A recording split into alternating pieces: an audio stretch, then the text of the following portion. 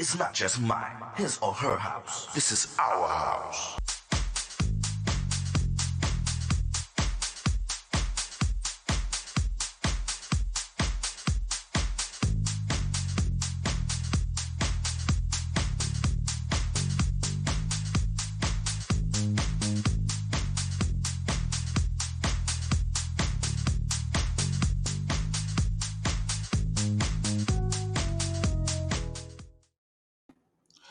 Hello, everyone. My name is Tyrone Lowe, host, owner, and all that of T-Lo Promotions. And in the House of the Legends tonight, we have Mark Francis. What's going on, Mark? Hey, brother, how you doing? And how's Yeah, I'm everything? quite well, man. Glad to have you on my show, The Legends. So, we always talk about the beginning of how people actually got started and are actually associated with self as far as the craft of music. So let's hear about the beginning with you. How did you actually get involved with music? Did you have any type of Um, well, musical house, training or anything like that? house music. I got into it in 1992. Having my first, got back from California as a kid. Went over there, had my first radio. I heard, coming home, sit on the porch. I heard "Follow Me," and then I had my first radio and listening to Club America. And when I was listening to Club America, I was hearing like songs, and then I go to 107. No, I was actually going 107 was Club America, and I go to Hot 97 that had Frankie Knuckles back then. They had Louis Vega, and then Kiss FM was I think Tony Humphries. So I was into house music back then. I loved hip hop too, but something about house music just drawing me. And at that time, listening to it, my brother had a tape from a DJ from Jersey City, where I'm from, Wimpy B, and he had a lot of house music on there. So I just fell in love with it back then when I heard the house music. That's kind of cool, man. So, when you got into the club scene, how did you stumble across that? Um, well, when I moved to Newark in 2002, I was a big fan of Omar Abdallah, and I was buying a lot of his CDs and stuff. And my good friend that passed away, Max, introduced me with Omar, and Omar was doing some parties with him and Max and Omar and our good friend Gary. He had to call the G Spot. So I was like 22 years old, working the door, meeting all the people in the scene. So doing a lot of promotion, so people know me from there. And then years later, doing different things, I ran into some people. I ran into Adam Rios in 2008 playing basketball, and then found out he actually works at the shelter with Timmy. And I've always, collected music. 'Cause between that time frame, I used to DJ back in the early 1998, 99, 2000s, back on the vinyl. I always remember meeting, when I met Adam, he introduced me to Timmy, and I used to collect some music because at that time we had the computers, we downloading, so you had LimeWire, you had all these different sites like SoulSeek. So I used to just get different music because at that time frame, 2008, you wasn't getting promos no more. So I was just finding different stuff, and I used to give it to Adam, and he'd give it to Timmy, and Timmy was like, "Hey, you have a good ear for music." So a good about 2 years, 2008 to 2010, I was doing a lot of A&R for Timmy, a lot of projects with different labels and stuff. And then I remember at that time frame, 2011, Timmy was like, "Hey, you have a good ear. You need to get back into DJing." I folded. I was like, "Eh." And I remember at that time, DJ Beloved, my good brother Beloved, he gave me the opportunity to play at a party. And my first party was horrible. I couldn't mix nothing because I haven't played Really? in years. Yeah, I couldn't play. Haven't played since, like, physically. I have the ear for the music, but physically touching things and playing, I haven't played in 1999, Wow. 2000, I think.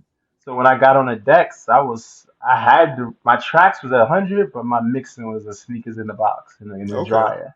So it was horrible. But the next day, I actually went and got back into it, and took time and playing. I went back to the Beloved's house to play and burned some CDs. And it's like, yo, I'm not gonna fail. So I got back into the DJing back then, and it grew. Okay. So, what's the highlight of your actual career, man? You've traveled, so I'm blessed that I traveled. I've been to Greece. I've been to Italy. I've been to London, Portugal. I've been in a lot of these places at least 3 or 4 times already. I have to say I love Greece. Greece is energy, the parties, the people, the underground. They love the music. They're big Shelter fans out there. London is very soulful. Portugal is soulful but Afro too. So every place that I travel has this different type of vibe. You just gotta know and just go be you. They know what they got. They book you for this, so they look forward to. You know. Okay. So I think, well, I can say Italy. Italy it was good commercial, but the crowd was like, it had to be like 4,000 people in there. Wow. And then you turning on a song and then turning it off and making them sing to it. That was like, wow. Because, I can imagine the energy, man. yeah. Um, during the course of your career, if you had to take it back to something that you wasn't actually satisfied, that you wanted to do over again, what would that be? I think if I had to do over again, I think I would never stop DJing. Okay. See, at that time, I stopped in '99, 2000. Why did I can't remember why I stopped. I still was collecting the music. I still had the vinyls, but I just stopped DJing because I was doing it so much, playing. I think, oh, that's what it was. At that time frame, I was buying records from Rock and Soul, right?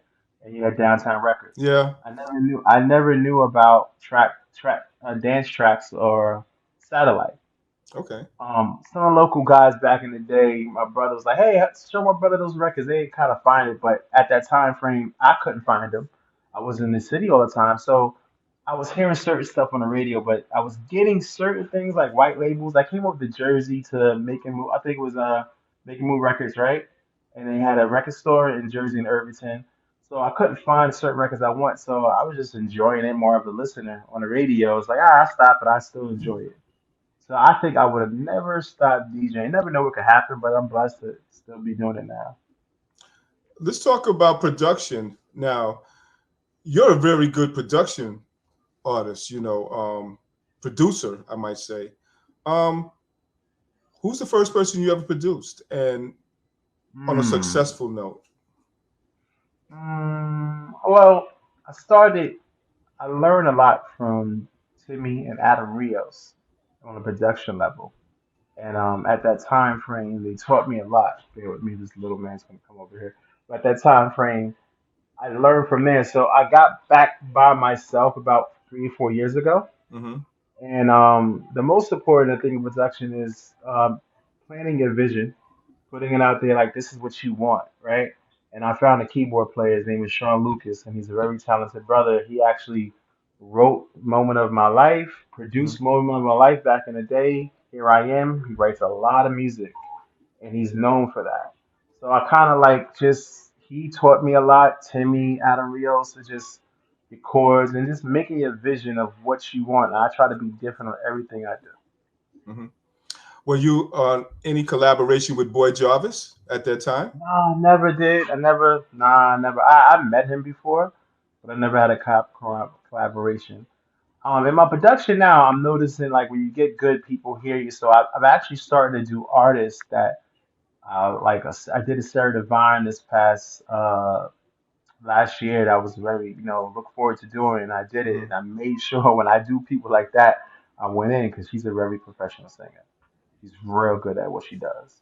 So, when you get those big artists that you get to produce, you try to really put your foot in it because you really have to show like, yo, this is a professional person right here. That's kind of cool, man. So production has taken you to a height where you're at right now because you're pretty hot right Yeah, now. I actually started my own label, 201 Records. Okay. I just started this year. I just had two releases that just actually about to drop, and I just been pushing that. I think with me is I'm happy to have my own label so you can help other artists and other producers and just give them direction. Because I do a lot for other different labels. Like I'm very close with Spin, where I do some A&R stuff for them and Okay. Quantize, and I was over with Tribe and different things. So I'm always helping a lot of people, and I don't mind tuning. So when it comes to me having my own label, they're willing to help me. So it's a lot of good producers out here. Some of us we just need direction. Some of us. Um, it's so many different styles of production. I tell people you have the ones that can work in there. and know how to work the logic and everything. Then you have ones that can orchestrate and tell you what they want. And there's so many different styles. So sometimes the person just needs a little bit of direction, like I needed direction, and I'm still learning every Mm-hmm. day. And the most important I tell people now that I learned, because when I first got into it, I was making music and I was trying to like please Timmy or please this person, and like if you don't like it, you scratch it. But Right. now you have to make music. You never know what the general public likes, so you never know. Like when we did Resting Place, I heard it and I was like, okay. And when you work on some stuff so much, you be like, I don't want to play this no more. And I got over it because you work on it so much to make it right. Right. So when you production is, I was telling someone last night, the other night, was when you work on something, work on it and step away for 4 or 5 days. Right. Because if you keep hearing it, you're gonna have 95 versions of different. So you gotta really. I got better at that because your ears have to breathe, and you can come back with something else. Well, You know, I'm so getting tracks like that where they have like 12 producers remixing it, and that's like a headache for me because you got so much that you really want to play, and then you get to the point where you're just playing it, but some of the mhm. mixes you really don't like, but you end up playing it anyway, you know. True. I think that's the thing too. Is like when you do remixes for people, some people ask how many people's gonna be in the remix. You kind of want to like be strategically. You want to represent it, right? But it's at a point now. It's like when you have seen like 10 remixes on a song.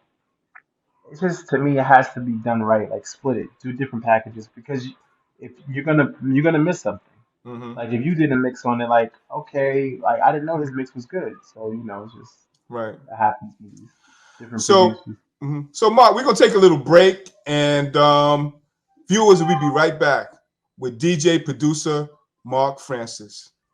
It's not just mine, his or her house. This is our house.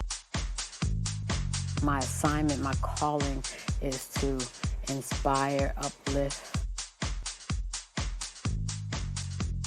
You have to make sure your people are partying.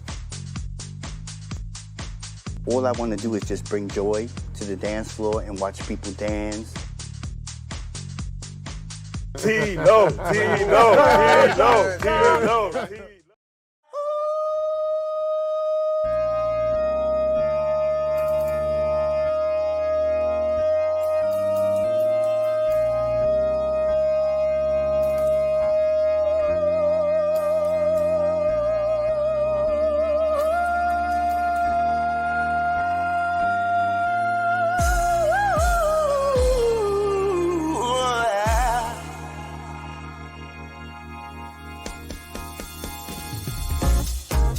Heavenly Father,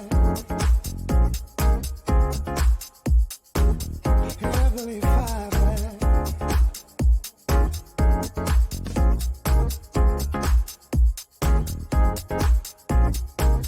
Heavenly Father,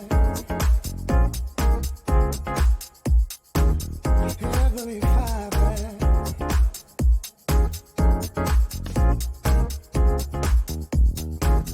Heavenly Father, here I am, it is me, once again. Lord, I don't feel good in the cold, outside, looking in, I need some time.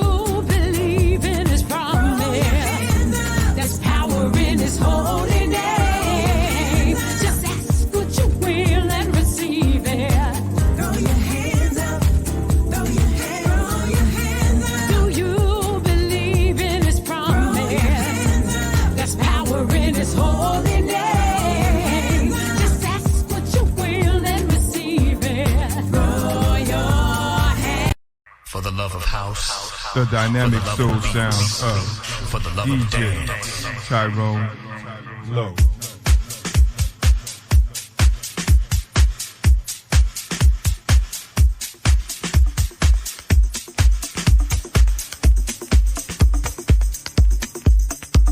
DJ Tyrone Lowe.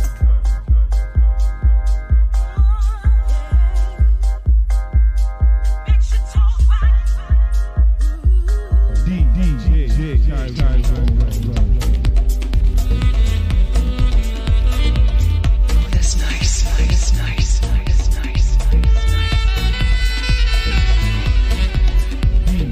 DJ Tyrone Lowe. The dynamic soul sounds of DJ Tyrone Lowe. Hey everyone, this is Tyrone Lowe. I'm back with the legendary, I can say legendary, but I'm No, going to I'm not. say, I'm not legend yet.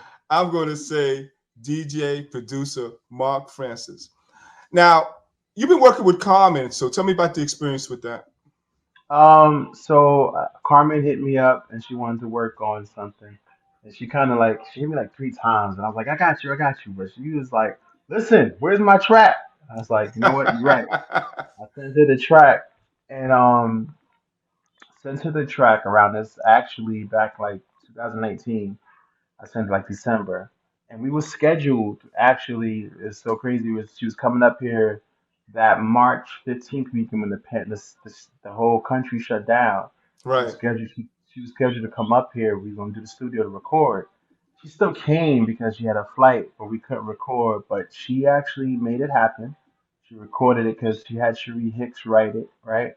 Um, she had Cherie Hicks write it, and then did ad libs on it, and she recorded it in the studio. It was so crazy. Actually, we never did that version. I'm gonna see if we ever do the version. It's another version where she had these background singers from another church singing in the okay. background, harmonizing. But I guess so, at that time we just put it together. But I still have those vocals to make. We could probably do something special for that. But that's how we hooked up, and she made sure we was on top of everything. Even when we mixed it, sometimes it's always good to have another ear about mixing. I didn't hear it, but she heard something that we had to fix on it. But we made it happen, and it came out real well, real good. Well, that's cool. So let's talk about Aaron Gray. Now you had a lot to do with his album, and his album right now is like top of the charts right Yes, now. yes, So, yes. matter of fact, before we even go there, we got a guest in the house today. So, Aaron, are you there? Yes. Hey, what's up, Mark? What's up, What's Tyrone? going What's on? going What's on? going on? So, let's talk, Mark. I'm gonna hear from you first. Let's talk about how do y'all actually got started with the album, and how did it come about? Well, the song of the album, well, the album was actually on Quantize. Yeah, I'm just I saying had, the oh single well, itself.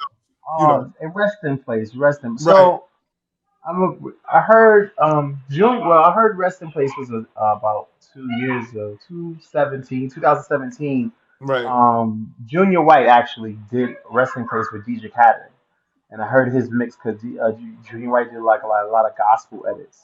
And right. when I heard it, I kind of hooked it up one time and put like a bass line on it or so. I think at the time we did.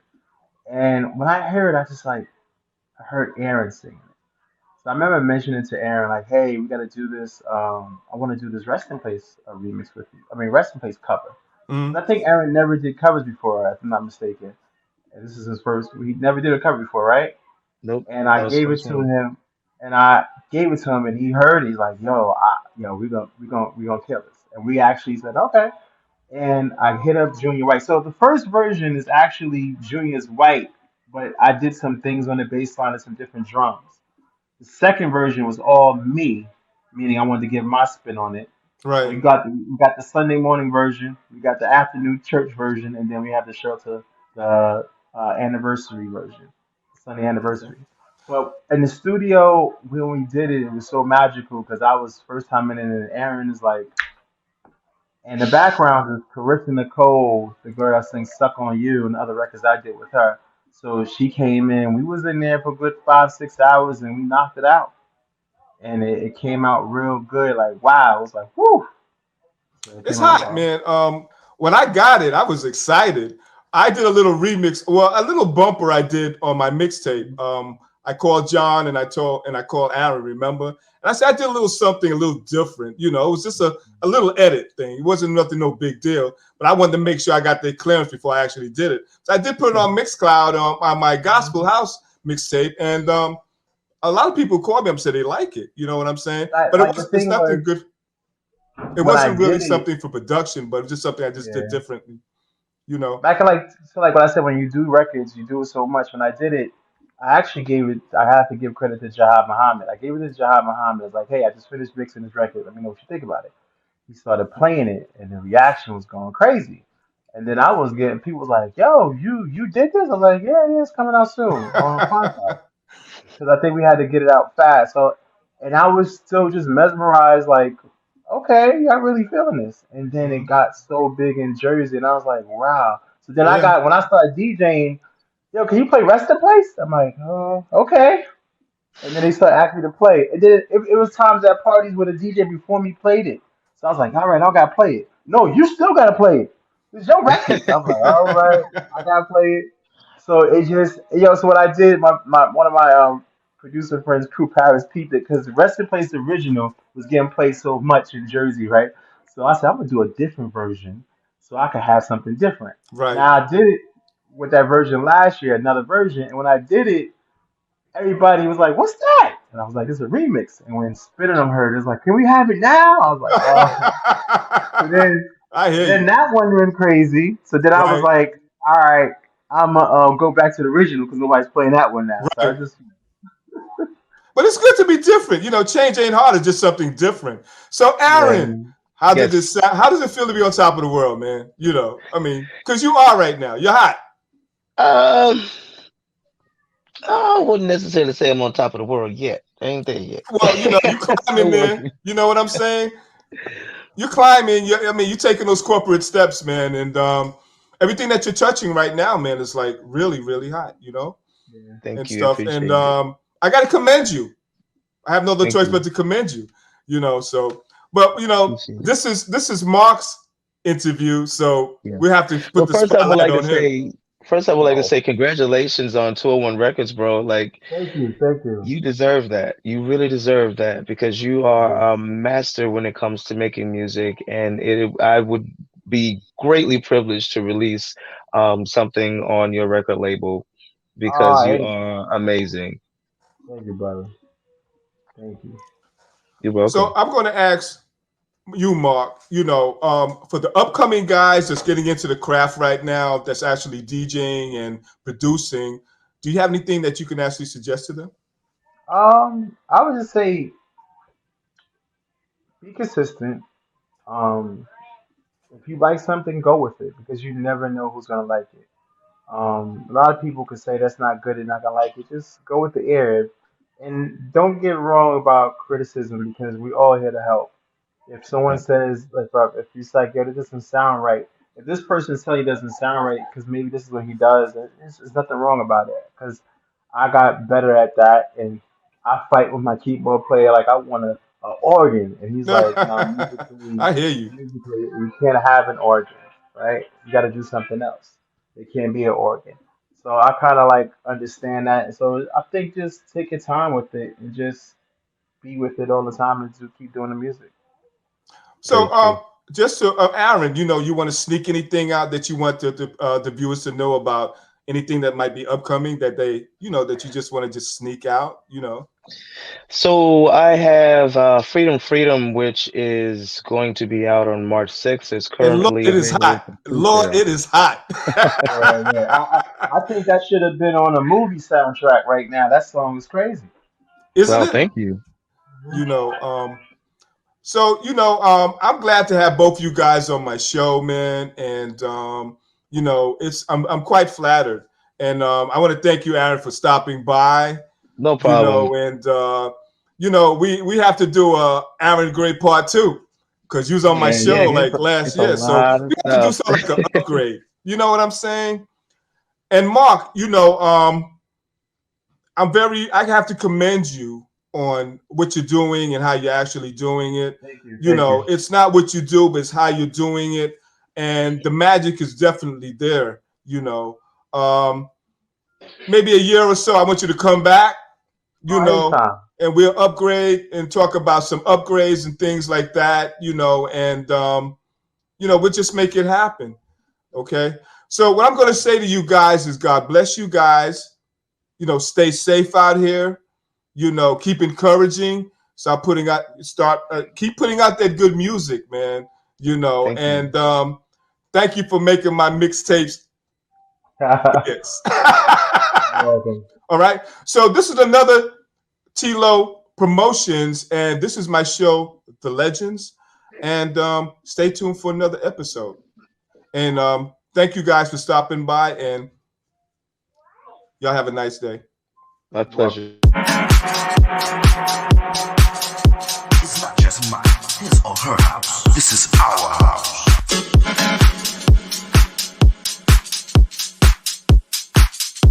We got some fun people in the house tonight.